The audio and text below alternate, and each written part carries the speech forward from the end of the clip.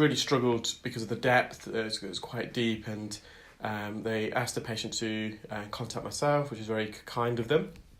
And you can just see by the colour of this wax and keratin, it's been in there for a while, it's oxidised, so it's turned a really dark brown, almost a jet black in appearance. And we're slowly but surely extracting this using microsuction. We're using a standard Zollner suction probe, which has got an internal lumen of 2 millimeters, so that's the internal diameter. You can see the eardrum there. Now, mid-canal, just here, the ear canal does narrow somewhat and it protrudes back outwards. And there's a possible reason why the patient's getting a buildup of wax. So this skin that's lining the ear canal, as it's dying and shedding and trying to naturally migrate out of the ear in the conveyor belt motion, it's getting trapped in the midpoint of the canal because there's a bit of a narrowing. There's some non-occluding, non-significant sticky keratin wax on the posterior, so the back part of the ear canal, quite deep. Just going to gently hover over that with the suction probe without trying to make contact with the canal wall, because the inner 2/3 of the ear canal is very sensitive. It's the bony part of the ear. The outer third is the cartilaginous portion. So that's more flexible, it's less rigid and it's more flexible. So we can apply a bit more pressure there. Nonetheless, the patient's symptoms are completely alleviated. You can see the eardrum, the sound's travelling through. I think I'm going to attach a fine end suction gauge here now, just to see if I can peel it off. Because the patient was still, I gave it a go. Otherwise, when I'm training my clear wax delegates, I would just ask them to leave that until they get a bit more skilled and experienced.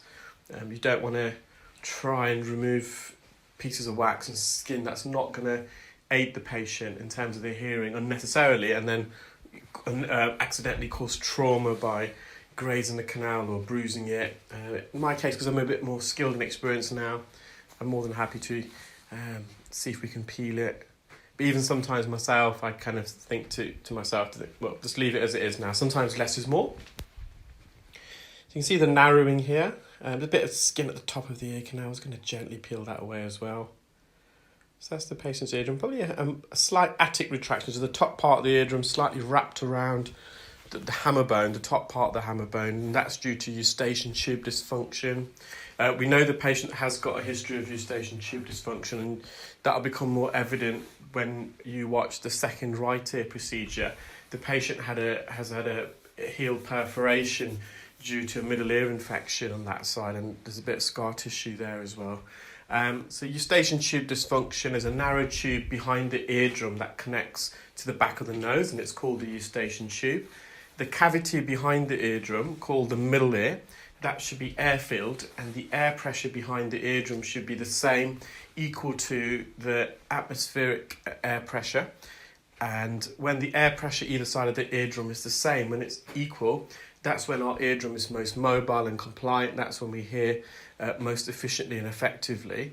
So it's the job of the eustachian tube to equalise the air pressure behind the eardrum in the middle ear.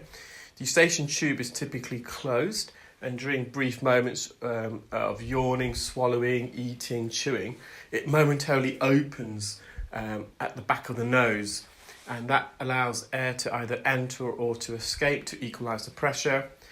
However, if that eustachian tube gets blocked, it creates negative pressure behind the eardrum. You can see the heel perforation there, bottom right of the eardrum, the thinning of the eardrum. So when there's negative pressure behind the eardrum, it's a bit like when you're on an aeroplane, your eardrum gets sucked in. And think about the eardrum like a piece of cling film. It can then wrap against the hammer bone, which is the first of the three bones. The hammer bone, the medical term is called the malleus.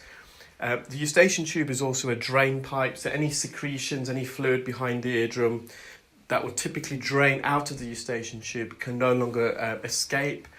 So it's like a blocked drain pipe in your kitchen. Fluid builds up behind the eardrum. Eventually that fluid, if it can't drain, will get infected. It'll become thick, viscous in consistency, hence the term glue ear. This glue ear eventually has to go somewhere, and it's almost like a water balloon. There's too much fluid behind the eardrum, it will just perforate through. And that's what's happened in this patient's right ear. You can see bottom right, that's the heel perforation. You can see the scar tissue either side. This is the dead wax and skin I removed from both ears. You can just see how dark it is, how oxidised it is. So we know it's been there for a while. And you'll have a close-up